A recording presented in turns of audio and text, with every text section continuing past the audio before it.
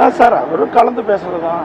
எப்படி இருக்குது தமிழ்நாட்டுடைய அரசியல் சூழ்நிலை எப்படி இருக்குதுன்னு கலந்து பேசுறது தான். இப்போ விஜயகாந்த் கட்சி வந்து கூட்டணியில வராதனால அவங்களுக்கு கொடுக்கப்படுற அந்த சீட்டை பாமக போன்ற கட்சிகள் சார் அதாவது அதெல்லாம் எதுவுமே இல்லை சார். உங்களுடைய கற்பனையான கேள்விகளை நாங்கள் பதில் சொல்ல முடியாது.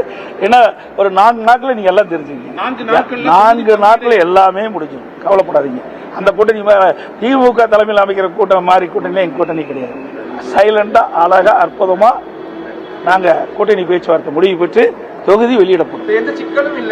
எந்த சிக்கலும் கிடையாது சார். அப்படியெல்லாம் கிடையாது. நான் தான் ஏற்கனவே சொல்லிட்டேன், எங்களுக்குள்ள ஒருத்தருக்கு ஒருத்தர் விட்டு கொடுத்து யாராருக்கு எந்தெந்த இடத்துல வெற்றி வாய்ப்பு இருக்குதோ அந்தந்த தொகுதியை அவர்கள் பெறுவதுதான் எங்களுடைய நோக்கம்.